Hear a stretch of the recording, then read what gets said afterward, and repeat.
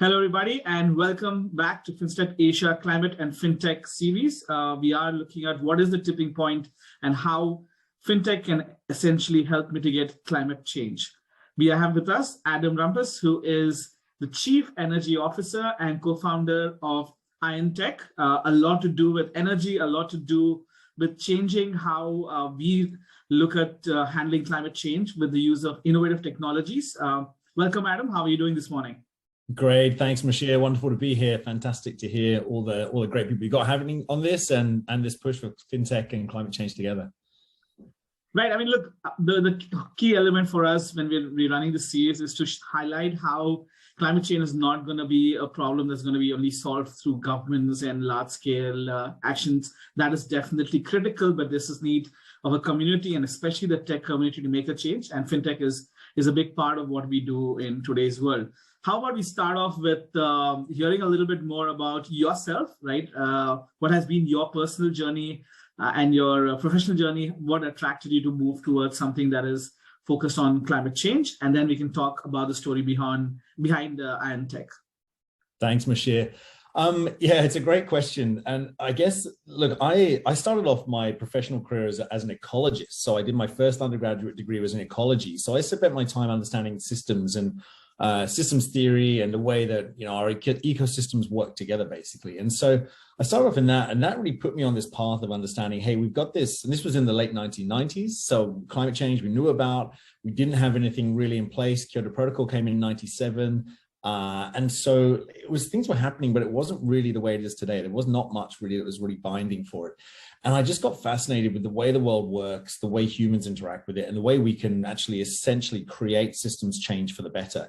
And so I fast forward a few years from there, I did a master's and then ended up writing, I worked in London for a while on climate change publications and how do we communicate this with corporates. And so kind of ended up thinking, hey, there's something about business here that is so critically important for how we're going to solve climate change, because business essentially has been the big driver of the climate change problem of large fossil fuel industry, everything we rely on, oil and everything across the world for the lifeblood of our economies has been the thing that's driven climate change. And so I knew business was the problem, so their business has to be the solution. And that's at the same time, I was getting increasingly interested in financial mechanisms that were being promoted at things like the UN Climate Change Convention. And so I got really interested in how climate change, business, and financial mechanisms, it wasn't called FinTech then, but it basically was new regulatory FinTech, could work together. And so I went to Oxford, I wrote my PhD on carbon finance, which was essentially, how do we use finance in a new way to fund offsets in developing countries that then funds new renewable energy, switches off old coal, fossil fuel energy, and then sends those credits back? And so essentially it's creating a virtual commodity and a system that enables this to be channel financed in the right way. And this was in the mid 2000s when the carbon offset market was, $36 billion, and it was all going super well until we had no post 2012 Kyoto target and the whole thing collapsed. And what I really found from that was that I could see there were three major things that were going to happen that was inexorable the way we're going to have to solve climate change. One is that finance will be at the heart of it because we have to have the money to make it work. Two is that finance can be switched and twisted and pushed into different ways to make it work for certain social environmental outcomes. And three, that it's actually people who make those decisions.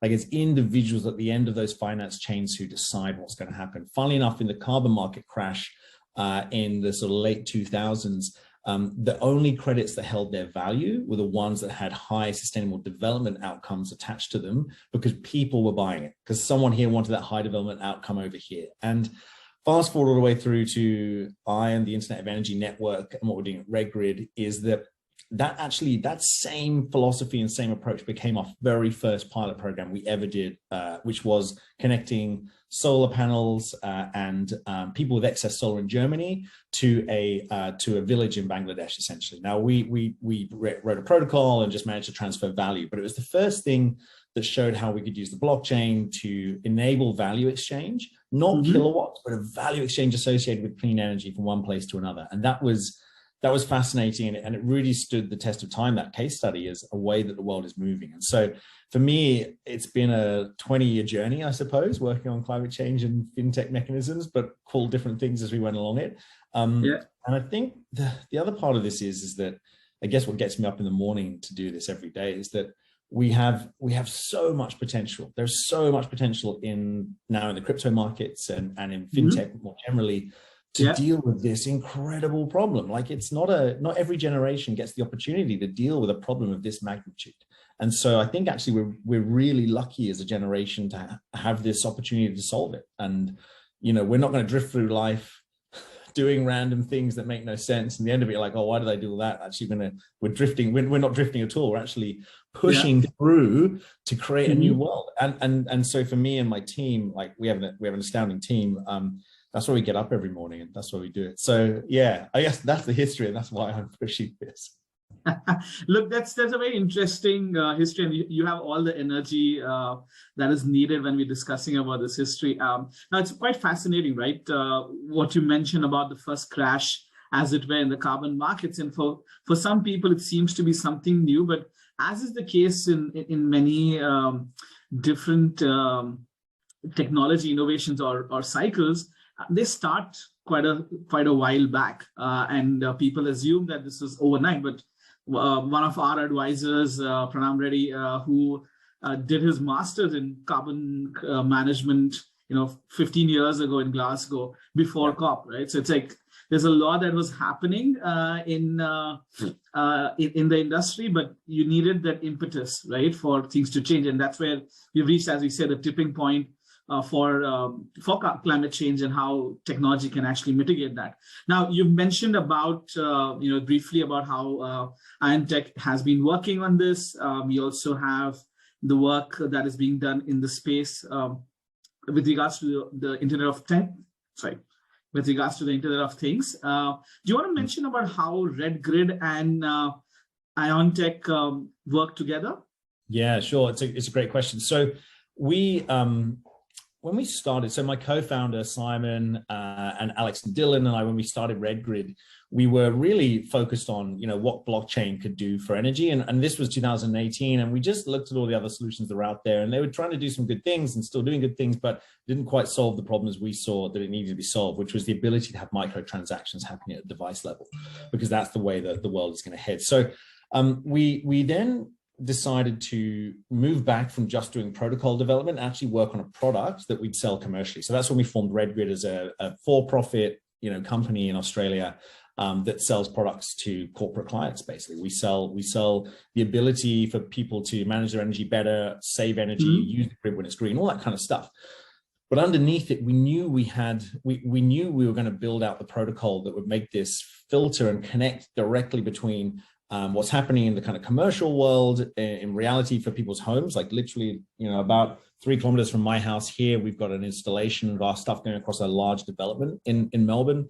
And we had to go back to saying, okay, well, what's the protocol that's going to run this? Now, we met the guys at Holochain 4 years ago or so, maybe 3.5, 4 years ago. And, really love what Holochain is doing. It's not a blockchain, it's a post-blockchain solution. It gives so much of the benefits that we need in energy. And we just said, right, that's it. That's what we're going to go for. And so we had this sort of development of RedGrid as a commercial entity, but we knew we wanted to and had to have this open source component of what we're going to build.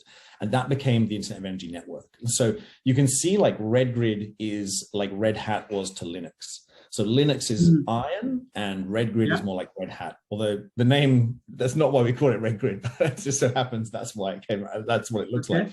But ION is a not-for-profit international organization that is focused about bringing the ION protocol to the world. So, and open sourcing that. So we've open sourced the protocol. We have a number of programs underway now. Like we've got a bounty program, bringing in extra developers. We work with developers all over the world to contribute to the protocol. And what's really cool about that is that we can harness the power of the crowd. And you mentioned at the beginning, community. And I think that's the only thing that's one of the key things that's going to get us out of climate change alongside the technology is the community behind it. And so ION you can look at it in 2 ways. ION is a not-for-profit, community-driven protocol development and proliferation organization. We want to get the protocol out there for as many people to use as possible. RedGrid builds on that. And so everything that RedGrid has developed and is developing and is selling is built on the ION protocol. So, and a bunch of other people can build on the ION protocol as well. That's totally cool. We want as many people as possible to build on it. That's fantastic.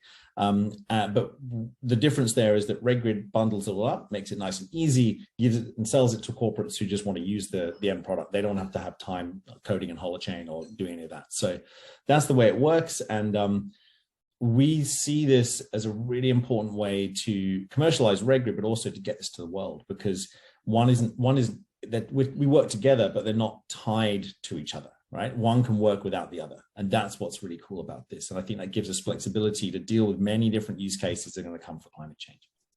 Okay. So, you're mentioning about the many different use cases. Do you have some in mind that you want to highlight specifically? Yeah, sure. So one of the use cases that we work with is the creation of virtual microgrids, or virtual power plants. They've been called in different ways. We call them virtual microgrids because there's actually a larger suite of different devices we work with. So the use case here is energy prices are going up, electricity prices are going up world over. Yet we have this incredible group of distributed energy resources, solar, batteries, EVs coming down the line that will they are going to proliferate around the world. Like, we've seen the curves, and the world is ahead of the curves in terms of the adoption of these technologies.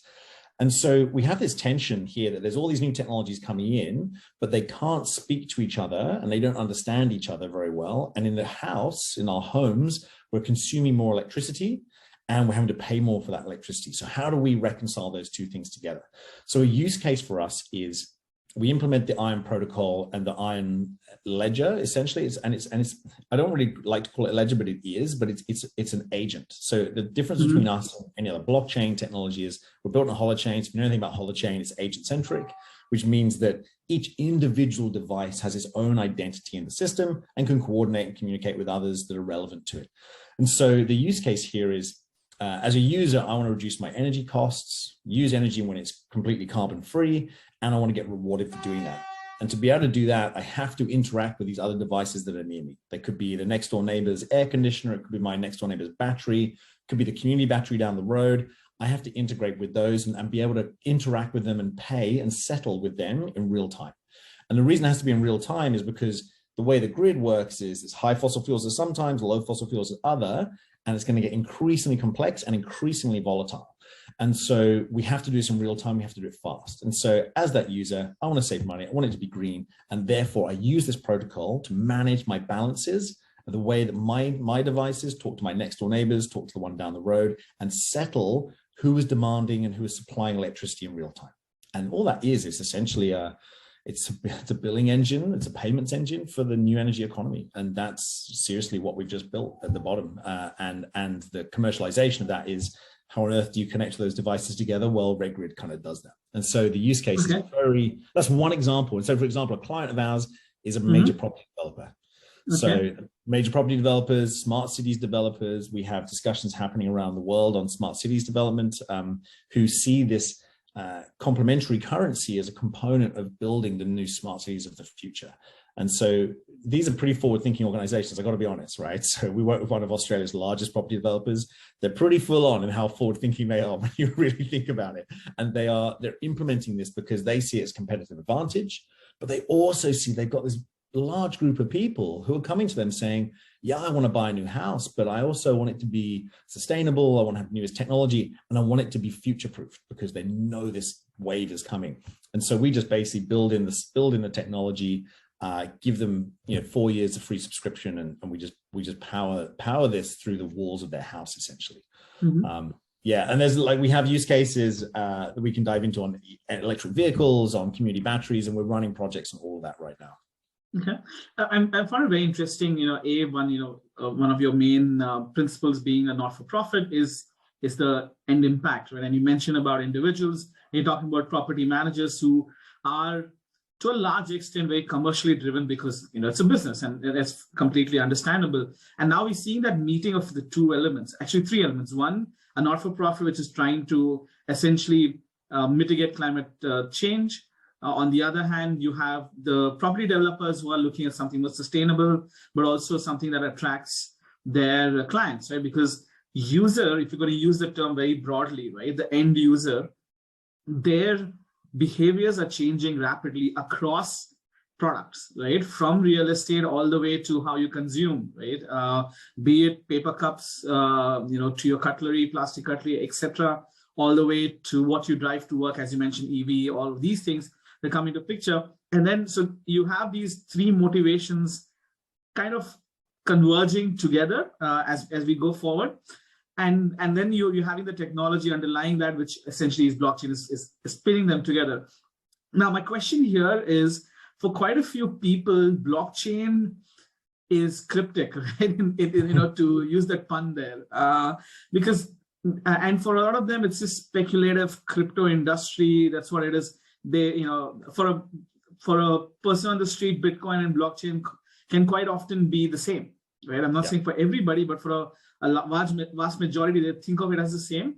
But it would be great if you could just articulate a little bit more about why blockchain is needed here versus using anything that already exists. You have grids in Europe where you have shared grids where people can share, and it's all automated. You have programs and very scalable and tested technologies. Why should blockchain be there? And secondly, as an end user, both as a property company as well as an individual buying that property or renting that property, how much do I need to know of blockchain and all of these to make use of ION Tech's technology or RedGrid's technology, as it were? Yeah, great question. Look, I completely agree, and I love what you said about there, that people's preferences are changing. As consumers, that they're demanding different things, and that's exactly right. I'll talk about it in two different ways. When we're at RedGrid and we're producing these commercial products for clients, we don't talk about blockchain. Like this, we don't talk about that. It's just part of the stack that makes it better and more scalable, secure, more private. Does a whole bunch of compliance for GDPR in Europe, does a whole bunch of consumer data right compliance in Australia. That's really great. We just talk about the outcome. We talk about the impact that it has. We don't talk about the actual technology underpinning it, because it's just, as you said, like people they're like, Bitcoin is blockchain. And so we don't need to really dive into that. If people want to dive into it, we are super happy to geek out with them on that, but we just don't need to do that. When we're talking about ION, it's a bit different, because ION really is, it really is breaking new ground in the way we look at it. And I prefer to call it just Web3 rather than just blockchain, because we have this really interesting model within ION, which is we have an ERC20 token, which is great, that sits on the blockchain, but we have this holochain mutual credit that sits underneath it. And it's very much similar to holochain which is the hot token, and holofuel. So we have ION, which is the token, and we have IOEC, which is our community currency. And so what that means is we don't have to worry about any of the problems that blockchain is focused on or has had experience in terms of mining or speed of transactions or capacity or anything like that, because we just use this completely different system at the local level. So in the devices is a version of holofuel. In the devices is actually the mutual credit. And so what that means is, from a utility perspective for us, is that it opens up many more avenues for fluidity in transactions, many more avenues for high density transactions, high frequency transactions. And that changes the way that the energy can be transacted and basically put into systems in different ways. Because energy is all electrons, right? But it's lots of different stuff to use it for different ways. So that's kind of like the technical reason, but I think there's a bigger reason here. Kim Stanley Robinson's book, The Ministry of the Future, talks about the complementary currency of a climate coin. And there's lots of climate coins out there that doing good work for carbon sequestration and things like that. But I think the theory and the process of having a complementary currency is really important. Because what that means is, and we've had complementary currencies throughout the history of the universe. Like, go to the car wash and you put in your money and it gives you tokens. It doesn't give you money, but you can plug it into the car wash to wash your car. That's a complementary currency. You can only use it within that ecosystem, but you get a benefit for using that currency, because you get a bit more of that currency than you do than just using your dollars or your cents in your wallet. So what I think is important here is that the blockchain represents, and I'll say blockchain, but I mean Web3 in general, represents a new way of ownership over where this data is going to reside and where the world is going to head in terms of these complementary currencies to fiat. So we'll have fiat, that's great, that's useful, but we can do so much more with more liquidity and with lower friction with these complementary currencies, such as ION, to enable more people to participate in it in new ways. And so I think that's why it's important. And that's why we're still so at the early stages of how this world is going to work, this new climate tech, fintech world. And the interesting thing about that is that Kim Stanley Robinson was writing about climate change and climate tech in his book. It's a fiction, but in reality, we're building the energy version of that climate coin, and that's really important because it can be used in many different ways. And therefore, when it depends on who you're talking to, when we dive into blockchain, most of the time we just don't even really need to talk about it. But I think what's really important is when we're talking in this community with people who really get fintech and people who really want to see these new mechanisms be used, the fact that we can run a currency through devices at a device level and have that data completely secure, completely private, and completely scalable is something that we cannot do with legacy systems. It's all got to go through a central processing component. Even if it's a server that's near your house, it's still a centralized processing component. We need to match distributed energy resources with a distributed computing system, which has distributed payments and settlements. Because otherwise, we're going to end up with all these distributed energy resources, solar, batteries, EVs, moving around all the time, and no way of really tracking who has spent it, who is being billed here, how is that being settled over here. It's incredibly difficult. If you speak to retailers around the world who sell electricity, and that is just from the poles and wires out there into your house, they still get billing wrong. How is that the case? And they're still just updated to send PDFs. Right? This is crazy. It's going to be 2023, not too far away. We have to have net zero by 2030. There's no more time to faff around the edges. So we need a system that's going to deal with this influx of these technologies really fast. And that's why we built ION. So yeah, that's why I think it's so important that we have these complementary systems. It's not replacing, it's about being complementary. I think that's a very important point, right? The complementary element rather than replacement.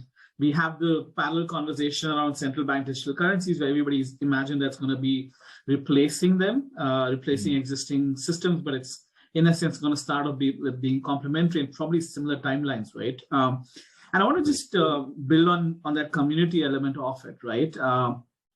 One being for anyone who doesn't understand blockchain, essentially you have to look at it like a software operating system, your iOS or your Android. You just end up choosing a different software system. You don't really know what's underneath. You're dealing with the end user interface. And that's what happens with most applications is you'll then build a layer on which you can use. So for those who understand Java, etc., that's what it is when it comes to blockchain. But I want to bring in an element of how are you have clients like the property company that you mentioned, but for impact, right? Especially for climate change and for large scale impact, finding the right partners and working with them is going to be very critical. You guys are all about the grid and connectivity. And I would like to understand if you could give a couple of examples of specific partners you've worked with, right, in the ecosystem and how that meshes in what you're doing. Yeah, great question. So the partners kind of fall into some different categories. So there's infrastructure partners that we've worked with. So for example, we've worked with Monash University on developing, actually that's where we the embryonic development of this protocol came from. We developed and worked with them to push this across their entire smart city here. So that's a good example of an infrastructure partner that's pulled it through. We've worked with one of the major banks before, working on how do we integrate this to an energy payment system, a sort of energy currency ecosystem within their community. And then property development has been one of our kind of big ones, just because when you think about energy is kind of this weird thing that's sort of, it's everywhere and nowhere at the same time. And so the only place you really experience electricity is in your home or in your workplace, where you're actually switching on lights and computers and stuff like that. So actually being placed in the home made a lot of sense for us to do that. But as we go forward, I actually see the real benefits of this, especially from an impact point of view, is the adjacent markets that sit across from energy, because energy is essentially just another commodity, just like data provision is in telcos, just like financial services are in the financial services world. Like basically, like you've got these different adjacent markets, and energy, for example, here in Australia, we have telcos that sell energy. We have different kind of insurance companies that are involved in the energy markets. They're all kind of playing in this energy space because it's just another commodity. And so I think what's interesting here is that for impact, we can't be just looking down the same old lens of hey, there's a company who used to burn coal and now they're going to do a wind farm and they're the one who sells you all your energy. That's just not the way it's going to be. Yes, they are going to change and do that, but actually there's a whole bunch of other organizations who are going to be involved in the energy, in the energy value chain that will be part of this. And so our partners, we're looking at this now. Partners are large smart cities infrastructure builders who are building smart cities from the ground up so they can build in this currency, bake it in at the very base level. We're looking at partnerships with shared assets that will be the different departments in there. So we work with an organization that does that in Europe and in North America and in Australia. We work with organizations that are putting neighborhood batteries in. So a battery that sits at the end of your street that you don't have to put in your house, you can just interact with that battery. And we're working with EV charging organizations for how those EV chargers are going to be able to carry a balance. Essentially, you carry a balance in your EV as you travel around that's connected to your balance at home, that then is used to pay for your charging in an easy way. Okay, that's quite clear. Yeah. No, I was just going to say, look, I think you're bringing in more of the features of a blockchain that cannot be done in typically in a lot of use cases, right? It's real time, it's traceable, it's engaging everybody else, and you get a much smarter, connected world. I would like to know what are your other, technology or, from a product perspective, what kind of things are you looking to introduce in the coming few months before we hit, say, 2023? Yeah, great. So some cool stuff that's happened recently is that so we've embedded the ION protocol within local smart devices. Right now we're running on a Raspberry Pi 4, but it's essentially a little box that sits in your home that can track and trace and push all this through around, and that's really exciting. We are opening up, as I said, the bounty program to bring in new developers to deliver this. We have an NFT program that's coming out, and this is not NFTs for speculation. This is utility NFTs. So we've already released some of these associated with the first ability to take ION and use it as a way to donate value from certain places in the world to other places. So we just made a donation of energy value into a microgrid in Rwanda at a refugee camp there for a number of entrepreneurs. And so what that means is people with excess energy or people with excess ION who want to stake that, they can gain an NFT, and we take that mechanism and use that to donate money to other grids around the world so they can upgrade themselves into the ION sphere of technology. So those things are running. What's important about that for us is that there's a whole bunch of DeFi opportunities out here that have got financial implications and financial benefits that we don't see in the standard markets, that will be really beneficial for the energy space. And so that's why we think the metaverse for energy and the way that energy can interact with these DeFi markets is really important, because this is going to be a way to access more capital into these projects, which need to happen, because we need to happen faster. But it's also a way for the innovations happening in DeFi to filter into to energy specifically. And that's, so we essentially, ION creates a bridge, right? It's got the ERC20 token in the middle, it's got the holochain ION mutual credit at the bottom, and then it goes from the ERC20, it goes up into DeFi and back again. So we've created this kind of direct link in through from DeFi down into these local devices in your home. And the idea from that is that if you can make some savings in your home and your devices can act together and coordinate, the utility of us is therefore the ability you can use ION to then make those transactions happen and integrate with what's the kind of benefits that are coming from DeFi. So I think that's where we're ending up as an organization, is really an integrator and an ability to sort of integrate between DeFi and the kind of higher levels of blockchain down into the kind of standard stuff like smart plugs in your home and your washing machine. That's pretty cool. The other one is that, we've got some cool stuff happening probably in late June, early July with the first installations of our solar miners. So we're pretty excited about that. That's going to be at a residential level, which is pretty cool. Okay, that's pretty cool. I'm going to, probably as we come towards the end of this conversation, I would really want to double click on one point, as some of my friends like saying, right? Which is, for many people, crypto blockchain is highly energy intensive, right? Now, this is based on proof of work, as we both know about it, and we're seeing them move away, especially with proof of stake and a lot of the modern day protocols are looking to be, climate neutral, if not, energy efficient.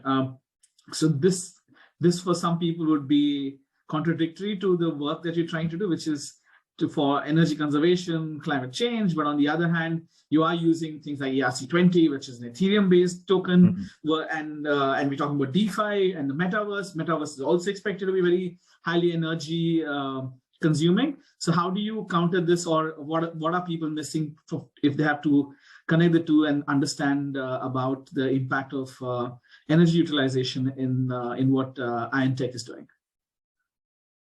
Yeah, it's a great question. So firstly, when we're talking about the way transactions happen in ION, when it's happening at mutual credit level, there's no mining, there's no carbon implications of that anywhere, because it doesn't rely on those kind of standard consensus mechanisms that we see in the blockchain. So first of all, when we get down to the ERC20 level, when we get down to the holochain mutual credit level in ION, then we don't have to worry about any of that energy implications. When it's sitting at the ERC20 level, yes, there's still an energy implication there, but that's not where the majority of transactions will happen. In fact, the very fewest transactions will happen there. The majority will happen at the mutual credit level. So we've kind of built in the fact that it won't use significant energy at that local level.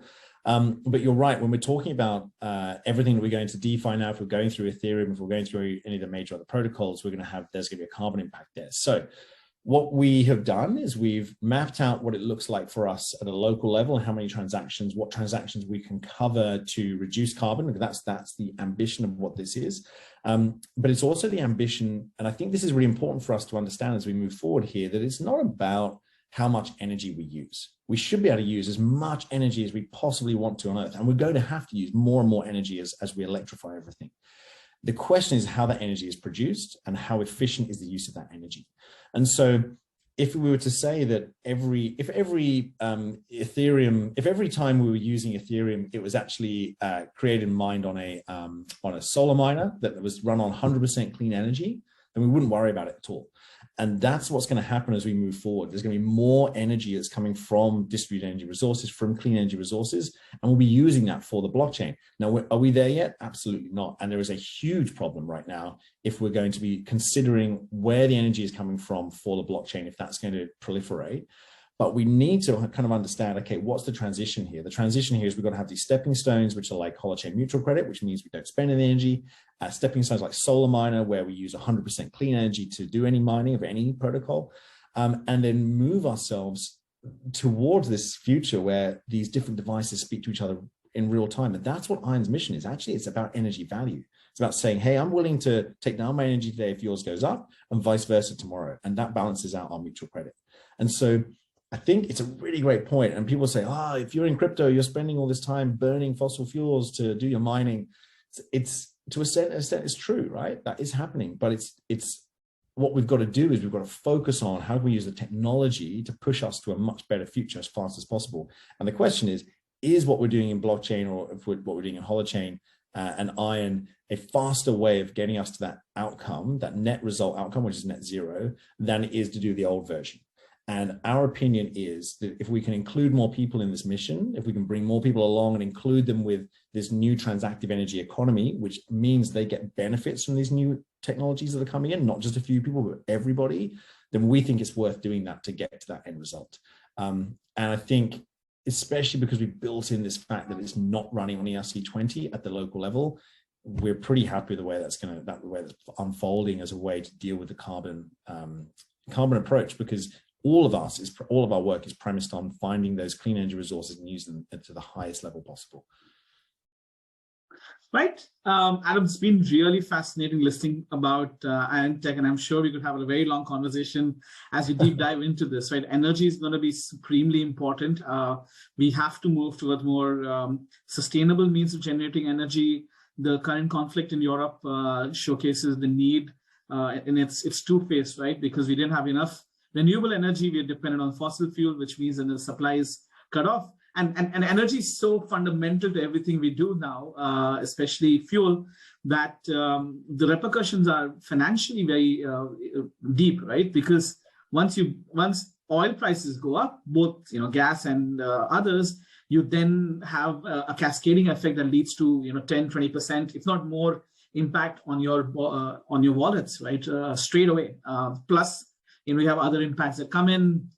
You then have forced to people continue to look at coal-generated energy, which is again an issue because that's more highly polluting. So all of these come into picture, but being able to connect grids where there is excess energy usage, but also monitoring and knowing your own electric footprint, if I may say, right? We're all, as you say, we're all connected beings, but we're all made of electrons and electricity. That's what keeps us running. And so fundamentally, IOEN Tech is helping us power ourselves, right? I got my coffee for my power for this morning, but it's been fascinating talking to you. And I want to thank you once again for joining us today.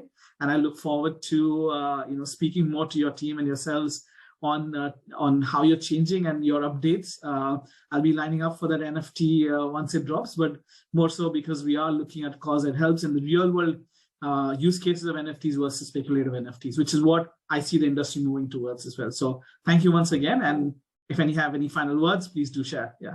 No, thanks, Musheer. I really appreciate the chance to talk with you about this. Fantastic questions. And I just love, you're hitting the nail on the head, right? Climate tech, FinTech, that's where this is. That's where the action is going to be for the next 10, at least the next 8 years, probably the next 10 to 15 years. So it's awesome that you're doing this. Thank you, Musheer, and happy to take any questions if people want to just reach out to me at IOEN Tech, and just, yeah, looking forward to the conversations. Thank you. Perfect. Thanks again. Thanks, Musheer.